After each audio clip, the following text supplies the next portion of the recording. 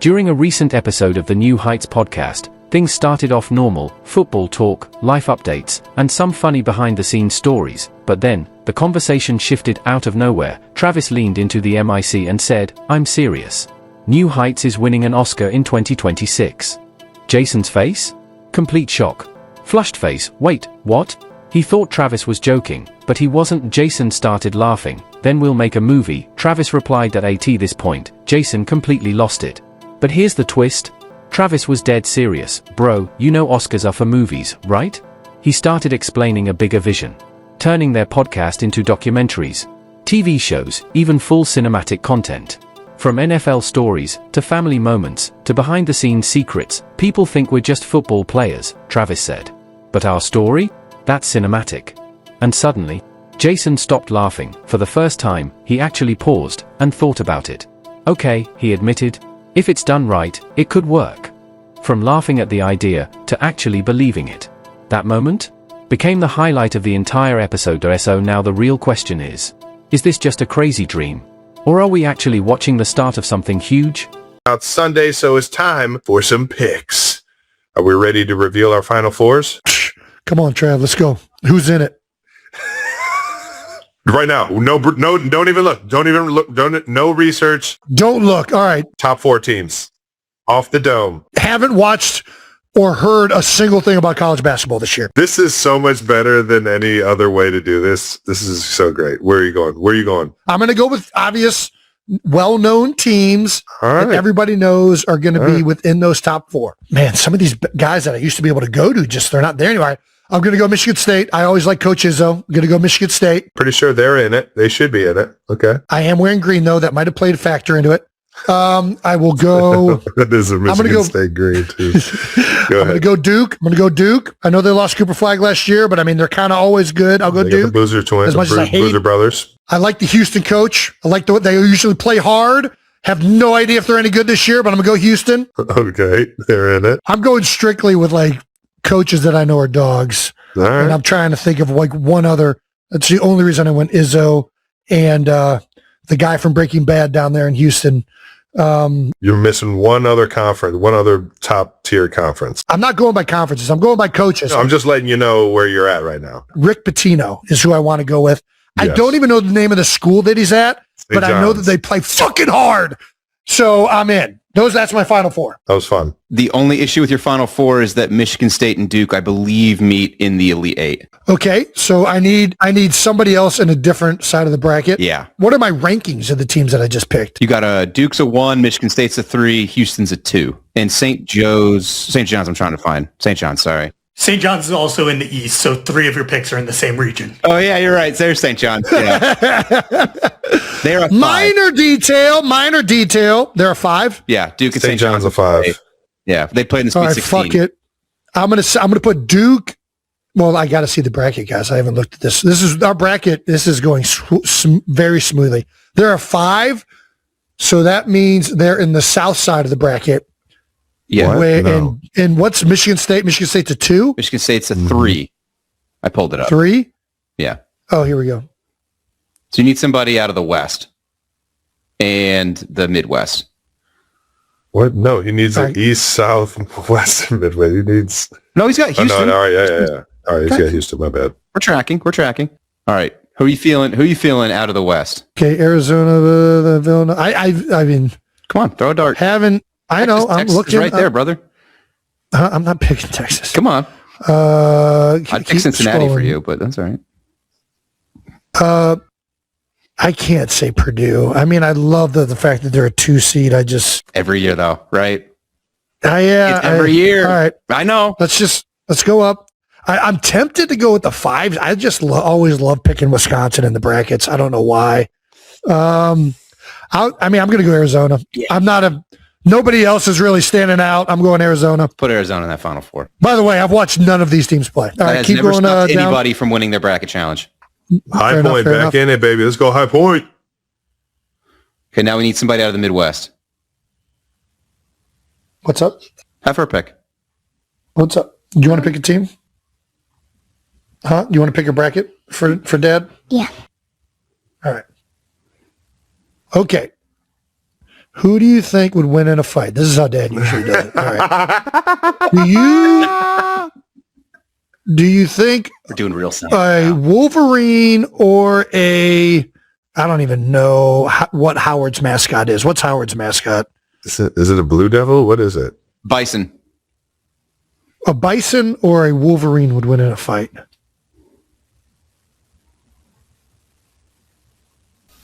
Bison. Okay, we'll Bisons pick are Howard. bigger. It's going to be a loser, but we're going to pick it. It's a good choice, girly. All righty. Do we think a bulldog or a man of the cloth would win in a fight?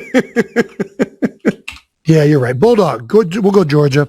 All righty. Do we think that a cowboy or a bunny would win in a fight? What? I need to tell you. What do you need to tell me?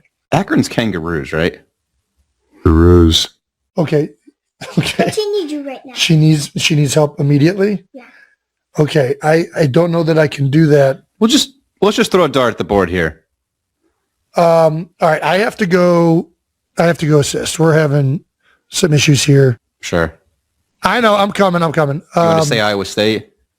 Do your thing. Yeah. Do your thing. At this point, yeah. We can finish this later. We're not going anywhere. Go ahead.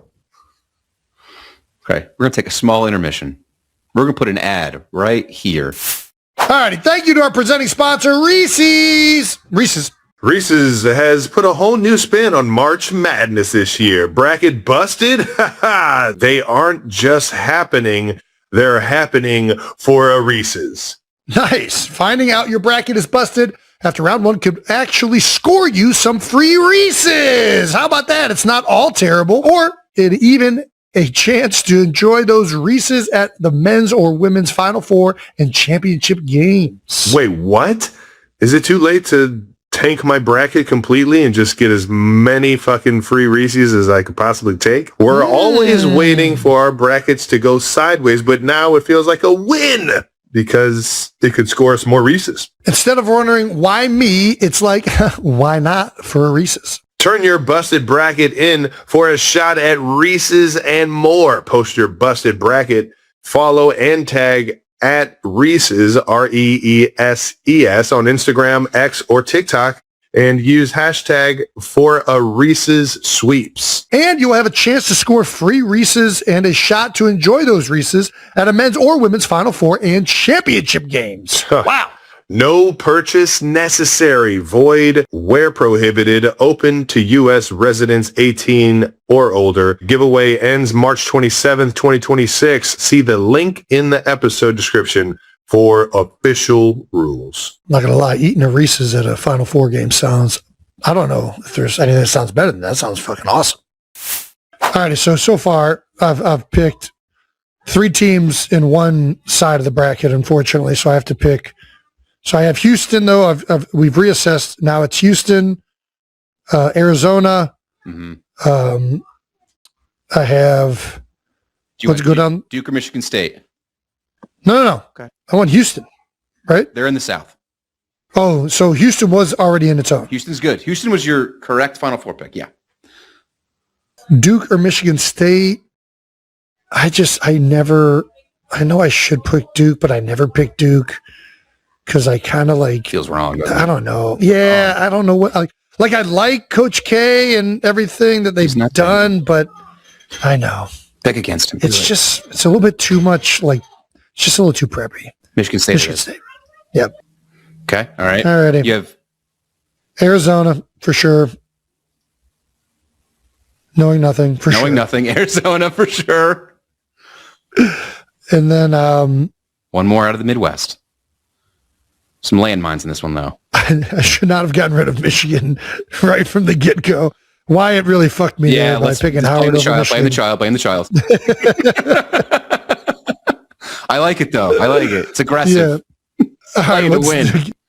By the way, what is the mascot for Akron? It's a zip. I know that, but is that a bunny? It's a kangaroo. Kangaroo. That's what it was. Fuck. I knew it was something that hopped. All right. All right. Keep going down.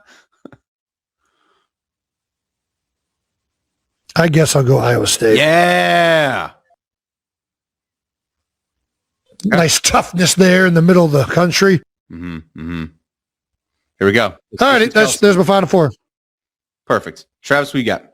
Oh, I guess I'll go Duke, Arizona, Alabama.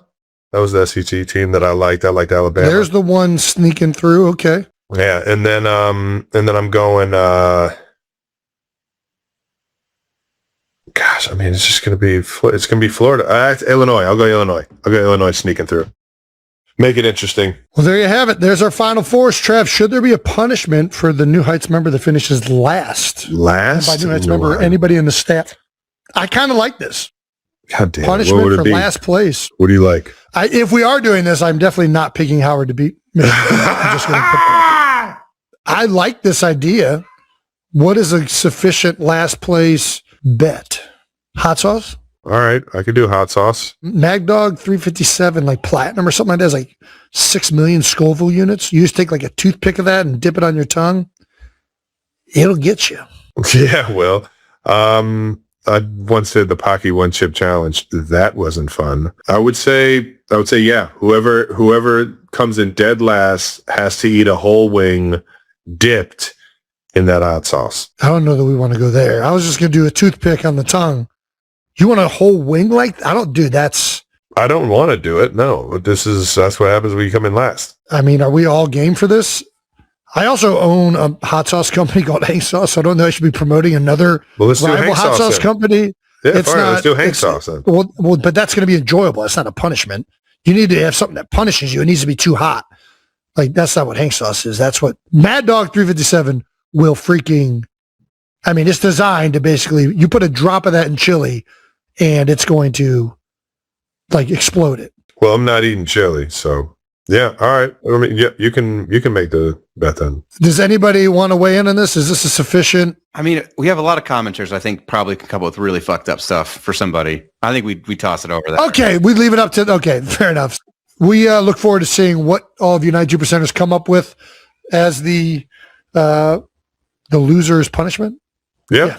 All righty. We're going to send out the link to the men's and women's brackets one more time before they close on Thursday and Friday, obviously, because that's when the games start playing. Again, shout out to our friends at Reese's. Yeah, baby. I mean, Reese's. Sorry, Reese's.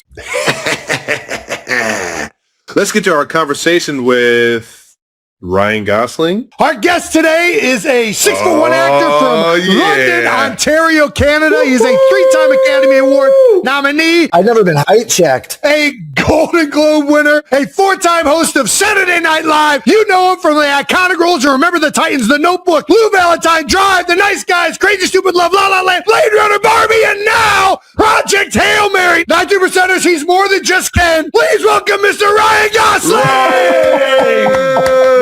There we go. Oh my God, he said 6'1". That was amazing. Hey, we do our research here. You had to call out Remember the Titans too, man. Don't never forget that I'm a liability. White corner. At the corner. I'm a liability. That role, that in particular scene in the movie is the thing that I see called out the most. How much do you get that constantly? It doesn't matter what I accomplish in my life. There'll be someone in the comment section that says, never forget he's an absolute liability at the corner. It doesn't matter what I do. It's crazy. One of the greatest actors of our generation. 3-time Academy Award winner. He's a liability. Yeah, by the way, can't play corner though. Get Petey in there. Get Petey in there ASAP. Well, dude, I'll tell you what you're not a liability in. This new movie, I'm not like, listen, we do a lot of these. I don't know how the fuck we're getting guys like you to come on our show. This movie is fucking awesome. It's awesome. Like Thanks, it is so great. You kill it. You're this somehow like unbelievable biologist, but also this down to earth, very relatable person who's hilarious, heartfelt. I mean, it tugs on so many of the right chords, especially with everything happening in this fucking world right now. But you, Rocky, the whole thing, man. It's so good. Congratulations. Thank you, man. How are we feeling about it compared to everything that you have already done? Yeah. You know, I feel like, really lucky to have made this movie because, you know, it came at a time, like Andy, first of all, like, you're right, it is a great story and these are great characters. And I have remove myself from that because the reality is it was an incredible book before it was a film, right? And Andy Weir, wrote this book that has become considered one of the best science fiction books of all time. Some people, many people say it's like one of the best books they've ever read. So we were already hitting the ground running, I mean, it's not often, I've never been a part of a film where I kind of knew people were going to like it because the book had already been stress tested, right? Like we already knew these are great characters. We already knew this was a great story. I mean, there's a pressure to that for sure. I was about to say, man, there's great books all the time that people fuck up in movies, unfortunately. Well, because they change them. Because they change them, right? I produced this film, and I just knew that the best thing I could do as a producer was just stay close to the material, have Andy on set as much as possible, run everything by him. He has such a cool perspective, certainly in science fiction, but I think just in general right now, because he believes in people. He believes in like what we're capable of. He believes that we're capable of great things. And it's not like unearned optimism. It's not just optimism for the sake of it. He reminds you in his work that like all the great innovations in human history started as impossible ideas and human beings made them possible, and that we make the impossible possible all the time. It's kind of like our thing. And that's such a unique thing to celebrate, oddly enough, right? It's like we're so inundated with like apocalyptic scenarios that it feels like they're inevitable, that it's so bleak, the future. And then he like writes this book that says, no, maybe the future isn't something to be afraid of. Maybe it's just something to figure out. And being a dad, having 2 young kids, and I feel like everything is just designed to scare them. I was so grateful just as a father to get to make a story for my kids, maybe not to be too lofty, but like for their generation that kind of reminds you of what we're capable of as human beings. It doesn't pretend that there's not going to be problems, but that we can solve them, And anyway, he's a unique writer in that way. I think that's why people love this book so much. And so to get to spend the last almost 6 years now being around that and thinking that way and surrounding myself with people like that has been a real, just, I don't know how to say it, just a gift, That's awesome. Man, I love everything you just said. I really do. And it comes through in the film. It really does. The optimism and the resilience and the persistence to figure things out and this endless, I don't know, man, it's so well done. A movie's good when like, you're experiencing every emotion while you're watching it, right? Like you're laughing, you're crying, you're the height of happy, the lowest of like, man, this sucks. Like that's when you're really involved in it. Yeah, you even in this, I think, do the laugh cry, which is really hard to get. Like you're laughing, you're crying, you're laughing, and then you go like, oh, fuck it, I'm just going to laugh and cry because I'll just get them both out at once. But these directors are they're so unique in that regard. Like, I don't know if you've seen their other films, but they did like 21 Jump Street and the Lego film and Cloudy with a Chance of Meatballs and the Spider-Verse. It's like everything is so much better than it should be. They have this unique ability to kind of sneak up on you and make you feel all the things, and they're so funny.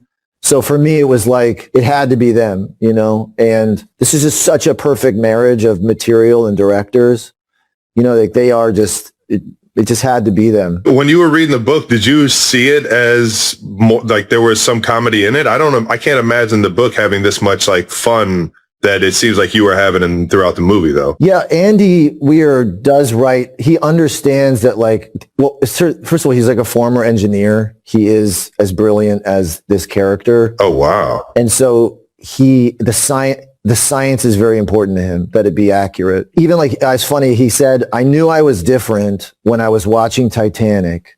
And when Jack is dying, I looked up at the constellations above them in the water, and I said, those aren't the constellations that would be there. No, that's different. That's different. He was like, that bothered me, and I knew no one else was thinking that. I thought, I'm different. So he like, it's so dense, the science, it's so scientifically grounded that he understands that it has to be funny. Otherwise, it's just not going to work. No one's going to be able to stick with it. So he did create a lot of humor throughout it.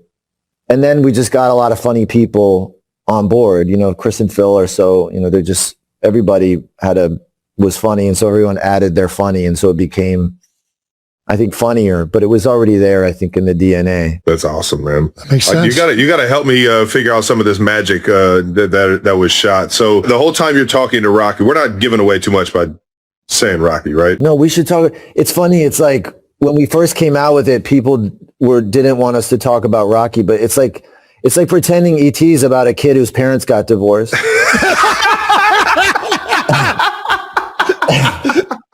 It's about an alien. We gotta talk about it. So please feel free. All right, cool. So during these scenes, are you having a conversation with yourself the whole time? Like, what's the difficulty in not really being in a scene with somebody else? So this was what I think is the magic of the movie, is that he was there. We went puppet. Oh, we wow. didn't go CGI. Okay. We went full puppet. Well, he's in the room with you. He's there. All right. And not only is he there, he's got 5 puppeteers, each operating one of his arms. They're dressed like ninjas. Guys, they're dressed like ninjas. They're all black, just their eyes. Like, that's not distracting at all. His name's Rocky. They call themselves the Rocketeers. He rolls in with an entourage. It's like, that is so good. But James Ortiz is basically the lead puppeteer. And it would have been so much easier had we gone CGI, but there would be no magic, right? Because he's there in the room. I can talk to him. He's moving around. We can improvise. We can take the scene in different directions. It's real. I mean, there were times that I felt like I had like an alien friend, because it was so like the artistry in which they do what they do made it so real. So I think you feel it. I think in the movie, it's like it is a relationship. It's not like what you're used to seeing because everything is so like effects driven now. Yeah, no, it's awesome. I mean, it makes you feel like Rocky's all of our friends in a sense. It just Rocky blows my mind. How does it feel to be a supporting actor in Rocky's film? I mean, really, that's what it comes down to. Rocky stole the show. To a faceless Rock. What's funny is that he's real. Like he's been like, they've been having him come to some of these junkets. Yeah. So they'll tell me like, oh, Rocky's here in the hotel. He was at the presidential suite at one of these hotels we stayed at recently with 24-hour security. I'm like, he's living like a king. This dude's changed, man. This dude has changed. He doesn't text. He's not like, I'm in town. What's up? Nothing. Dude, I was sitting on the couch watching this, and my kids are watching like something else on Disney or whatever. And they're like, what are you watching, Dad? I'm like, watch this movie. I'm like, oh, can we watch it? Like, I don't know. And all of a sudden Rocky comes in and they are like glued from that moment. And I'm like, dude, this is how you know this is a good, like if you're distracting from a cartoon over here that's like pixelated and geared to get their like retina and attention span and all that other stuff happening, they were locked in. I mean, they loved Rocky, like could not get enough Rocky. So it really works for anybody. I mean, the film is